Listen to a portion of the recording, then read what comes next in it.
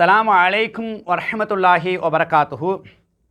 எல்லா புகழும் அல்லாஹ் ஒருவனுக்கே. கண்ணியத்துக்குரிய சகோதரர்களே, பெரியவர்களே, தாய்மார்களே, அன்புக்குரியவர்களே, அல்ஹம்துலில்லாஹ் அல்லாஹ்வுடைய உதவியினால் உம்ராவுடைய வணக்கங்களை பற்றி படித்தோம்.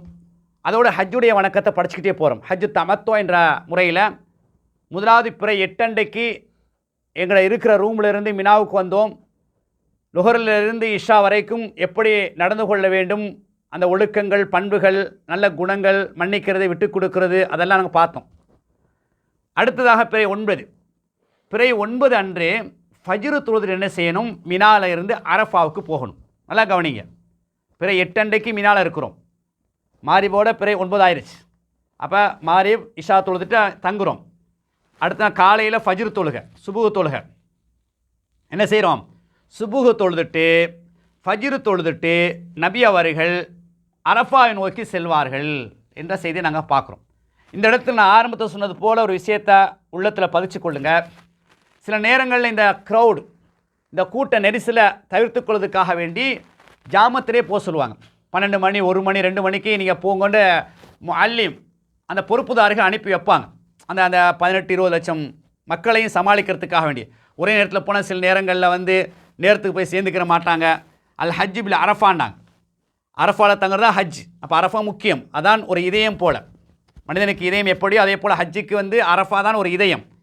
அப்போ அந்த அரஃபாவுக்கு போகிறது சில நேரம் முன்ன பின் ஆயிரம் என்பதற்காண்டி என்ன செய்வாங்கன்னா, சில நேரங்களில் 12 மணி, 1 மணி ஜாமத்தோடு ஜாமமாக அனுப்பி வைப்பாங்க. அப்படி நிர்பந்திக்கப்பட்டு அனுப்பி வைக்கிறானே, ஓகே, பிரச்சனை இல்லை. அது இல்லாமல் சில நேரங்களில் சில ஆட்கள் சொல்லுவாங்க, இல்லை நான் நாளை காலையில் நடந்து வரேன். நிறைய பேர் அப்படி செய்வாங்க. நடந்து வந்து என்ன செய்வாங்க, சேர்ந்துருவாங்க. சுப தொழுது நடந்தால் ஒரு குறிப்பிட்ட ஒரு 1/2 மணி நேரத்தில் நடந்து வந்துடலாம். பஸ்ஸில் போனால் தான் அது 4 ஹவர் 5 ஹவர் பிடிக்கும். ஆனால் இதில் போனால் நடந்து 1/2 மணி நேரத்தில் போயிடலாம். அது சரியாக வழி தெரிஞ்சிருக்கணும். அதனால் அவசரப்பட்டு யாரும் போகிறேன்னு வேறு ரூட்லேயும் போயிடக்கூடாது. அதுவும் கவனமாக இருக்கணும். எப்பயுமே ஒரு ஒழுங்கொண்டு இருக்கணும். எங்களுக்கு ஒரு வழிகாட்டி இருக்கிறார், அவர்கிட்ட ஆலோசனை செஞ்சு அவர் சில வழிகாட்டல், அவருடைய உபதேசங்கள், அதெல்லாம் கவனம். கடைசி நாங்கள் ஒரு மிஸ்டேக் செஞ்சுட்டு, ஏன்டா ஹஜ்ஜு பாருங்கள், உங்களை நம்பி வந்தேன், மௌலவி நம்பி வந்தேன், வழிகாட்டியை வந்தேன் என்று நம்ம இஷ்டத்துக்கு செஞ்சுட்டு அவர் மேலே பழிய போட்டுரும் கூடாது. ரொம்ப கவனமாக இருக்கணும். அதனால் அவர்கிட்ட சில அட்வைஸ், உபதேசங்கள் எடுத்து நம்ம எப்படி நடந்து கொள்ளணும்னு பேசிக்கொள்ளணும். அப்போ அவர் பொறுப்பாக இருந்து அவர் பல கஷ்டங்களுக்கு மத்தியில் உங்களுக்கு அந்த வழியை காட்டுவார். அப்போ அந்த அடிப்படையில் இப்போ ஃபஜ்ரு தொழுகைக்கு அப்புறம் என்ன செய்கிறது, அப்படியே அரஃபா நோக்கி போகிறது. அப்போ இந்த அரஃபா முக்கியம். அப்போ அரஃபாவுடைய நேரம் எப்போ ஆரம்பிக்குதுன்னு சொன்னால் லுஹரோடு ஆரம்பிக்குது. அதுக்கு முன்னே நீங்கள் போனாலும் 6 மணி 8 மணிக்கு போயிட்டீங்க, 9 மணிக்கு போயிட்டீங்க, அதில் நேற்று ஜாமத்தோட ஜாமான் போனாலும் கூட அந்த அரஃபாவுடைய அந்த சிறப்பு ஆரம்பிக்கலை. அரஃபாவுடைய அந்த வக்து எப்போன்னு சொன்னால், அதாவது ஜவால், அந்த சூரியன் உச்சிலேருந்து அப்படி சாயிறது, அதோடு தான் சூரியன் மறைகிற வரைக்கும். அப்போ லுஹர் நேரத்தில் இருந்து மகரிப் நேரம் வரைக்கும், சூரியன் மறைகின்ற வரை அரஃபாவுடைய நேரம். இப்போ நீங்கள் முதலாவது கடமை என்னன்னு சொன்னால், லுஹர் நேரத்தில் பாங்கு சொல்லி, ஒரு பாங்கு சொல்லி முதலாவது லுஹர் 2 ரக்காயத் சுருக்கி தொழுகிறது. இங்கே சுருக்கிறதும் இருக்குது, சேர்க்கிறதும் இருக்குது. கசர் ஜம்மு நல்லா மினால அப்படி கசர் செய்யலாம், ஜம்மு செய்யலாம். அந்தந்த வக்து தான் தொழுகையை தொழணும். ஆனால் அரஃபாவில் லுஹர் வக்துக்கு அதான் சொல்லி முதலாவது 2 ரக்காயத் என்ன செய்வாங்க, உங்களுக்கு தொழுவிப்பாங்க. 2 ரக்காயத் லுஹரை. 2வது இக்காமத் சொல்லி, அப்போ ஒரு பாங்கு 2 இக்காமத். 2வது இக்காமத் சொல்லி அசர் தொழுகையை என்ன செய்வாங்க, முற்படுத்திய தக்தீம், அதான் முற்படுத்தி என்ன செஞ்சுருவாங்க, உங்களுக்கு தொழுவிப்பாங்க. 2 ரக்காயத்தாக தொழணும். நல்லா விளங்கி கொள்ளுங்க. இது முதலாவது விளங்கிட்டீங்க. இப்போ அடுத்து அரஃபாவில் என்னென்றால், அது முடிஞ்சதுக்கு பிறகு ஒரு ஹுத்துபா செய்வாங்க, ஒரு உபதேசம் செய்வாங்க. உங்களுக்கு வந்த வழிகாட்டி என்ன செய்வார், அந்த லுஹரையும் அசரையும் ஜம்மு செஞ்சு முடிஞ்ச உடனே ஒரு 1/2 மணி நேரம் 3/4 மணி நேரம் என்ன செய்வாங்க, உங்களுக்கு சில உபதேசங்களை செய்வாங்க. இந்த அரஃபாவுடைய ஒழுங்குமுறைகள், அரஃபாவுடைய சிறப்புகள், எப்படி இந்த அரஃபாவில் நம்ம இருக்கணும். இப்போ கடந்த காலங்களோட பெரிய 5 ஸ்டார் ஹோட்டல் போல தான் அரஃபாலாம் இருக்குது. நம்ம எதிர்பார்க்காத அளவுக்கு சொகுசு தான் எல்லாமே. அப்படி இருந்து ஆட்கள் கஷ்டம்தான் சொல்லுவாங்க. அப்படித்தான் மனிதனுடைய எதிர்பார்ப்பு. நம்ம இங்கே இருந்துட்டு அதை ஒப்பிட்டு பார்க்கும்போது கஷ்டமாக இருக்குது. ஆனால் உண்மையிலே கடந்த காலங்களை விட இப்போ உள்ள மினா, இப்போ உள்ள அரஃபாவை நம்ம எடுத்து பார்த்தோன்னு சொன்னால், அதாவது உச்சக்கட்டமான சொகுசாகத்தான் எங்களுக்கு தந்திருக்கிறாங்க. ஒன்று நீங்கள் விளங்கிக் கொள்ளுங்க, ஹஜ்ஜி என்பது குறிப்பாக இந்த பிற 8லிருந்து 12 வரைக்கும் எல்லா சிரமங்களையும் நாங்கள் என்ன செய்யணும், ஏற்றுக்கொள்ள வேண்டும். எல்லா நெருக்கடிகளையும் ஏற்றுக்கொள்ள வேண்டும். எல்லா விதமான அந்த கஷ்டங்கள், எல்லா விதமான அந்த பொறுமை இருக்கணும், உச்சக்கட்டமான பொறுமை இருக்கணும், விட்டு கொடுக்குறது, மன்னிக்கிறது, இதெல்லாம் இருக்கணும். எதுக்கெடுத்தாலும் சண்டைக்கு போகிறது, எதுக்கெடுத்தாலும் ஆத்திரப்படுறது, இப்போ இதெல்லாம் இங்கே பக்குவப்படுத்துது ஹஜ். உன்னை நாவை அடக்கிக்கோ, உன்னை உள்ளத்தை பக்குவப்படுத்து, உன்னை பக்குவப்படுத்து, உனது நாக்கை பக்குவப்படுத்து, உன்னை அழகுபடுத்து, நல்ல உன பண்பாலான ஆக்கு, நல்ல குணமுள்ள ஆக்கு. இது எங்களுக்கு ஹஜ் கற்றுத்தரக்கூடிய பாடங்கள், நிறைய பாடங்களில் முக்கியமான பாடம். இது இருந்தால் எல்லாமே வந்துடும்.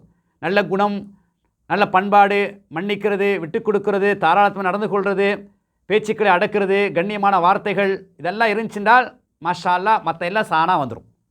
அப்போ அந்த இடத்துல என்ன செய்யணும், நல்ல மாதிரி நடந்து கொள்ளணும். அப்போ அரஃபாவில் வச்சு தொழுதுக்கு பிறகு சில உபதேசங்கள் என்ன செய்வாங்க, அரஃபாவுடைய பேருரை என்ற அடிப்படையில் அல்லது முக்கியமான தகவல்கள் என்ன செய்வாங்க சொல்லி அரஃபாவுடைய அமல்களை எப்படி நாங்கள் நெறிப்படுத்துறது, எப்படி அமல்கள் செய்யணும்.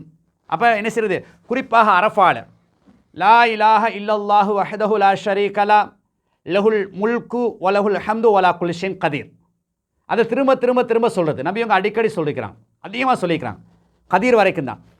அப்போ அது எல்லாருக்கும் பாடம். அதை நீங்கள் என்ன செய்யலாம், திரும்ப திரும்ப திரும்ப திரும்ப அது சொல்லிகிட்டே இருக்கலாம். அது இல்லாமல் உங்களுக்கு நிறைய துவாக்களை தந்திருப்பாங்க, திக்ருகளை தந்திருப்பாங்க. அப்படியே உட்காந்து என்ன செய்கிறது, ஒரு 50 தடவை நபி அவங்க ஸலவாத்து சொல்கிறது, 50 தடவை லா இலாஹ இல்லா அன்த சுப்ஹானக இன்னி குன்து மினல் ஸாலிமீன் 100 தடவை சொல்கிறது, ஹஸ்பி அல்லாஹு நிஅமல் வக்கீல் 100 தடவை சொல்கிறது, ஹஸ்புன் அல்லாஹு நிஅமல் வக்கீல் 100 தடவை சொல்கிறது, சுப்ஹான் அல்லாஹ் வபிஹம்திஹி சுப்ஹான் அல்லாஹ் அலீம் 100 தடவை சொல்கிறது, லா ஹவ்ல வலா குவத்த இல்லா பில்லாஹ் 100 தடவை சொல்கிறது. இப்படி என்ன செய்கிறது, நபி அவங்க மீது ஸலவாத்து ஒரு 50 தடவை சொல்கிறது. இதெல்லாம் அப்படியே சொல்லிக்கிட்டே இருக்கணும். ஏன்னா அரஃபா முக்கியம்.